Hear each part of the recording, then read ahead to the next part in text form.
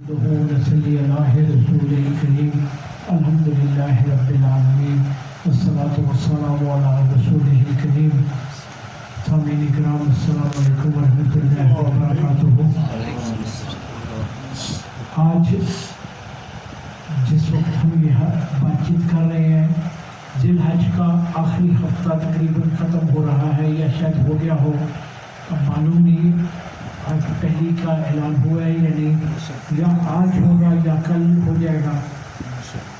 ایک بہت بڑی ہستی عالم اسلام کی جس کے بارے میں میرے آقا نے فرمایا کہ اگر میرے بعد کوئی نبی ہوتا تو وہ عمر ہوتا. اور کچھ لوگ تو کچھ نہیں، سب کے سب لوگ تو مرید رسول ہیں اور وہ مراد رسول ہیں. کیا آپ نے فرمایا دو عمروں بن ہشام ابو جہل اور حضرت عمر بن خطاب میں سے کسی ایک سے اسلام کو یا اللہ فتح عطا فرما، نصرت عطا فرما، برکت عطا فرما. اور پھر بعد میں فرمایا دل میں میرے یہی تھا کہ عمر خطاب ہو گئی. تو جو میرے آقا کے دل میں ہو بات تو وہی چلنی ہوتی ہے نا. تو پھر اللہ تعالیٰ نے وہ بھی ایک واقعہ آپ سب لوگوں کو پتہ ہے. لیکن دیکھیں آج میں جس طرح آپ کی توجہ مضبوط کرنا چاہتا ہوں، جو تاریخی حقائق ہے یا 26، 28، 29 ذی الحج یا پہلی محرم کی تاریخوں میں سے کوئی ایک تاریخ ہے. مورخین کا اتفاق نہیں ہے لیکن ان 2-3 تاریخوں میں سے ایک تاریخ ہے. امپورٹنٹ بات یہ ہے کہ یہ وہ شخص تھے، یہ وہ حکمران تھے، یہ وہ خلیفہ تھے کہ جن کا 22 لاکھ مربع میل کے اوپر حکومت تھی. دنیا کا بڑے سے بڑا شخص ان سے کامتا تھا. اور میرے آقا نے فرمایا دنیا تو دنیا، شیطان بھی انسان. یہ بہت بڑی بات ہے کہ دنیا تو دنیا، شیطان بھی ان سے کامتا ہے. اور شیطان کے بارے میں یہ کہا گیا ہے کہ اللہ نے کہا کہ میں نے تجھے بے انتہا اختیارات دے دیے اور اتنے اختیار دے دیے کہ تم جب تک قیامت نہیں آئے گی ہر شخص کو مرگلائے گا. لیکن وہ مردود بھی میرے قریب حضرت عمر فاروق رضی اللہ تعالیٰ عنہ سے گھبراتا تھا. حضرت عمر فاروق رضی اللہ تعالیٰ عنہ کے بارے میں یہ بات کہہ دینا کافی ہے کہ جو لفظ آپ نے بولا اور جو آپ کے دل میں خیال آیا میرے اللہ نے اس کو قرآن مجید میں اتارا. علماء اور مفسرین کہتے ہیں کہ 22 آیات مبارکہ جو ہے 22 جگہ پہ قرآن مجید آپ کی وجہ سے اللہ تعالیٰ نے وہ قرآن مجید کی آیات نازل فرمائی. آج میں اپنے آپ کو صرف کیونکہ وقت ہمارا قلیل ہوتا ہے صرف ادھر تک ہی محدود رکھتا ہوں. دیکھیں سرکار دولت صلی اللہ علیہ وسلم کے ساتھ آپ طواف فرما رہے تھے، مقام ابراہیم کے پاس پہنچے. مقام ابراہیم کے پاس آ کے کہنے لگے اے اللہ کے پیارے رسول، دل چاہتا ہے کہ مسلمان یہاں پر سجدہ دیا کریں اور نفل پڑھا کریں. اللہ نے یہ سنا تو جبرائیل کو کہا جا میرے بندے کی خواہش پوری کر دے. اور قرآن مجید کی آیت نازل ہو گئی کہ تم مقام ابراہیم کو اپنی سجدہ گاہ بنا لو. آپ کی شجاعت اتنی تھی کہ جس دن تک آپ نے قرآن ایمان نہیں لائے تھے مسلمان چھپ کے نماز پڑھتے تھے. تو آپ جب ایمان لائے تو پوچھا آقا کیا ہم سچ پر ہیں؟ آپ سے مطلب فرمایا بالکل عمر ہم سچ پہ ہیں. کہا اگر سچ پہ ہے تو پھر چھپ کے کیوں ہے؟ اور کہا کہ آج میں جو آپ کے ہاتھ میں بیعت کی ہے اس کے بعد ہر مسلمان اور میں سر عام نماز پڑھیں گے اور جا کے سر عام نماز پڑھیں. تو شجاعت دلیری کا یہ عالم تھا اور غیرت کا یہ عالم تھا کہ ایک دن ہماری ایک ماں سرکار دولت صلی اللہ علیہ وسلم کے نسبت سے آپ رفع حاجت کے لیے گئے تو پردہ نہیں تھا.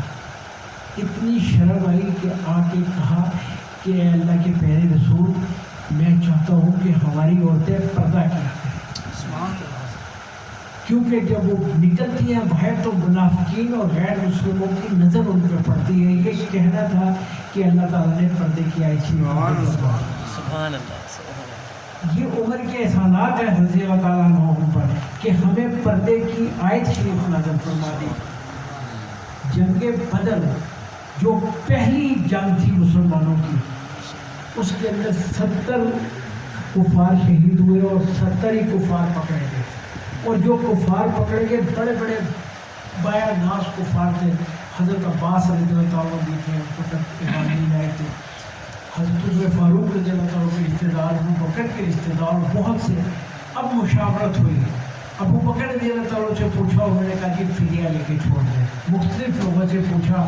جب میرے عمر فاروق رضی اللہ تعالیٰ کی باری آئی، آپ نے فرمایا ان سب کو قتل کر دو. کیا کہا؟ ان سب کو قتل کر دو، یہ اس قابل نہیں ہے کہ ان کو زندہ رکھا جائے. ان سب کو قتل کر دو، اور تلوار میرے ہاتھ میں ہے، جو میرے عزیز ہیں وہ میرے حوالے کیے گئے ہیں. سب سے پہلے میں ان کی گردن اڑاؤں گا. لیکن چونکہ فیصلہ حضرت ابو بکر بھی اور سب سے بڑی بات کہ آقا تو رحمت للعالمین تھے، میرے آقا تھے رحمت للعالمین. آپ تو آئے ہی رحمت کے لیے. تو جب تک اللہ کا صحیح حکم نہ آ جائے، آپ صلی اللہ علیہ وسلم کہتے ہیں کہ میں تمہارے لیے اللہ نے مجھے رحمت بنا کے بھیجا، عالمین سب عالم تمام. لیکن ان کو چھوڑ دیا گیا. جو فدیہ لیا جس کا بھی وہ ایک تاریخ کا حصہ ہے. اگلے دن آیت شریف نازل ہوگی کہ اے اللہ کے رسول، جب تمہارے پاس وہ آ جائے تو تمہارا حق نہیں ہے کہ تم ان کو چھوڑ دو، اور تم ان کو قتل کر دیا کرو، اور تم ان کے ساتھ قتال کیا کرو اس وقت تک جب تک وہ ختم نہ ہو جائے. صحیح آیت آپ مجھے بتاؤ ان کی حق میں نازل ہوگی. پھر دیکھیں بہت ہی خوبصورت واقعہ یہ آیت شریف، یہ وہ آیت شریف ہے. واقعہ تو اتنا خوبصورت نہیں ہے، لیکن آیت شریف دیکھیں. ہماری ماں حضرت عائشہ رضی اللہ تعالیٰ کے اوپر کفار میں تو الحمدللہ میری زبان بھی وہ لفظ، لیکن چونکہ یہ ایک شریعت کی بات ہے، زنا کی تہمت کر رہا ہے. معذاللہ اس میں بڑے پہلو ہیں یہ جو میں بات کرنے لگا ہوں. 1 مہینے تک آقا کریم خاموش رہے اور سارے مسلمان، حضرت ابو بکر رضی اللہ عنہ بھی دل سردہ، سب مسلمان خاموش. ایک دن عمر فاروق رضی اللہ عنہ حاضر ہوئے. کہا میں آپ سے، آقا سے کہا میں آپ سے چند سوال کرنا چاہتا ہوں، اجازت ہے؟ آپ نے اس کا فرمایا پوچھو. کہا کہ کیا آپ نے ہماری مائیں عائشہ سے خود شادی کی، میرے کہنے پر شادی کی؟ آپ نے فرمایا نہیں. سرکار رسول صلی اللہ علیہ وسلم نے فرمایا. پوچھا کیا ابو بکر کے کہنے پر شادی کی؟ آپ نے فرمایا نہیں.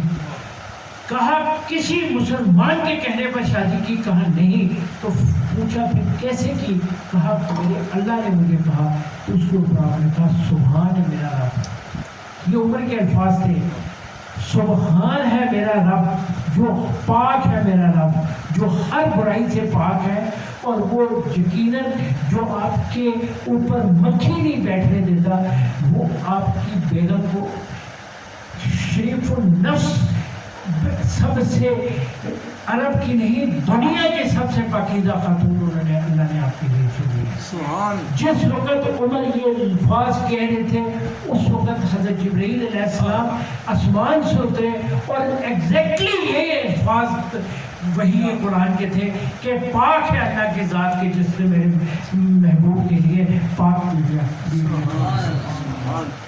جو لفظ جو بات عمر فاروق رضی اللہ تعالیٰ کے دل میں آئی، اللہ نے اپنے محبوب کے غلام کی اس بات کو قرآن مجید کی صورت میں سامنے رکھا. آج ہم لوگ باتیں کرتے ہیں اور ان کا عشق حضرت امام حسین سے ایسا تھا کہ ایک دفعہ کوئی بات ہو گئی امام حسین نے، اور ان کے دونوں بچے چھوٹے تھے، ان کے بھی، اور حضرت امام حسین 6-7 سال کے تھے، اور ان کے بیٹے نے آ کے کہا کہ وہ تو مجھے کہتا ہے تم میرے غلام ہو.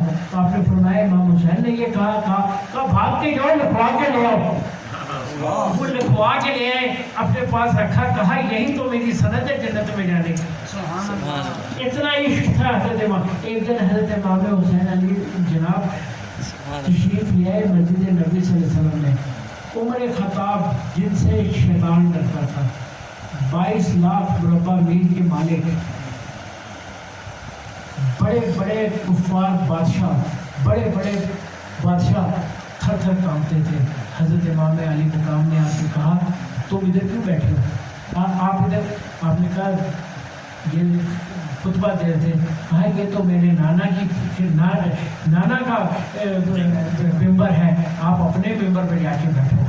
انہوں نے کہا بالکل صحیح فرمایا, آپ کے نانا نے ہی مجھے بٹھایا, ممبر تو واقعی آپ کے نانا کے ہے, ہم تو غلام ہیں, ہماری کیا مجال. اور اٹھا کے اپنے ساتھ ممبر رسول پر بٹھا لیا اور عرض کیا کہ کبھی کبھی تشریف لے آیا کریں. ایک دفعہ اس کے بعد حضرت امام ان سے ملنے کے لیے گئے تو باہر دیکھا تو باہر حضرت عبداللہ بن عمر رضی اللہ عنہ, حضرت عمر رضی اللہ عنہ کے بیٹے بھی کھڑے ہیں. تو وہ بھی کھڑے ہو گئے باہر. اندر میٹنگ لمبی تھی, لمبی ہو گئی, چلے گئے. بعد میں ایک دن پوچھا عمر فاروق نے آپ آئے کیوں نہیں؟ انہوں نے فرمایا کہ جی میں تو آیا تھا. پھر آپ کے بیٹے بھی باہر کھڑے تھے تو میں بھی باہر کھڑا ہو گیا. کہنے لگے عمر کے بیٹے کے لیے تو قانون ہے, آپ کے لیے کوئی قانون نہیں ہے. جب دل چاہا بغیر پوچھے جس جگہ دل جائے آپ آ سکتے ہیں. اتنی محبت کرتے تھے. اور آج ہم دو مسلمانوں کے فرقے, اور ایک ان کے حق میں اور ایک ان کے مخالفت میں, امام حسین کے عشق میں ان کو برا بھلا کہہ رہے ہیں کہ جو امام حسین کے عشق میں اپنے آپ کو فنا کیے بیٹھے. اور اللہ تعالیٰ نے بھی کبھی نہیں چھوڑی اپنے وہ ہمارے اپنے محبوب کے مراد کو نوازنے کی کہ قرآن مجید میں 22 لاکھ مربع میل کے مالک تھے اور 22 مرتبہ ہی اللہ تعالیٰ نے آپ کے نام پر آپ کے خواہش اور جو آپ کے دل میں تھا اس کے اوپر اللہ کریم نے یہ صورت نازل فرمائی. آج کی بات تو یہاں تک ختم ہو گئی, لیکن جو وہ واقعہ پیش آیا تھا میں اس کے بارے میں ایک دو بات کرنا چاہوں گا تاکہ ہم یہ, ویسے میں اپنے گھریلو انداز سے بات کر رہا ہوں. ہم سب لوگوں کے گھروں میں کبھی لڑائی بھی ہو جاتی ہے, جھگڑا بھی ہو جاتا ہے, ایک دوسرے کو برا بھلا بھی کہہ دیتے ہیں. لیکن یاد رکھیں یہ اس میں ہمارے لیے لرننگ کا پہلو یہ ہے کہ ایک نہیں, آقا کو سب پتا تھا, اس کے باوجود بولے نہیں. تو یاد رکھیے جب بھی کوئی خیال آپ کے دل کے حد تک رہے گا نا, آپ اس پہ گناہ گار رہیں. جب آپ کی بیگم کے بارے میں بھی یا کسی کے بارے میں وہ خیال باہر آ جائے گا تو پھر 4 گواہ پیش کرنے لازمی ہوگا. اس لیے ہمیں سبق دیا گیا کہ کوئی بھی واقعہ آ جائے بولے نہیں, چپ ہو کے بیٹھے رہیں. اگر میرے آقا کو 1 مہینہ صرف اس لیے ہمیں دکھانے کے لیے اللہ نے کہا کہ اللہ خود بخود اگر آپ صبر کر کے بیٹھیں گے تو ہر حالات کا اینڈ اللہ تعالیٰ کھول کے خود بخود آپ کے سامنے, اور آپ کو وہ چیز سلجھانے میں آسانی ہو جائے گی بنسبت اس کے کہ آپ لڑ کے اس پاکیزہ رشتے کو خراب کرتے ہیں. اللہ تعالیٰ ہمیں تمام معاملات کے اوپر اسی انداز سے عمل کرنے کی توفیق عطا فرمائے.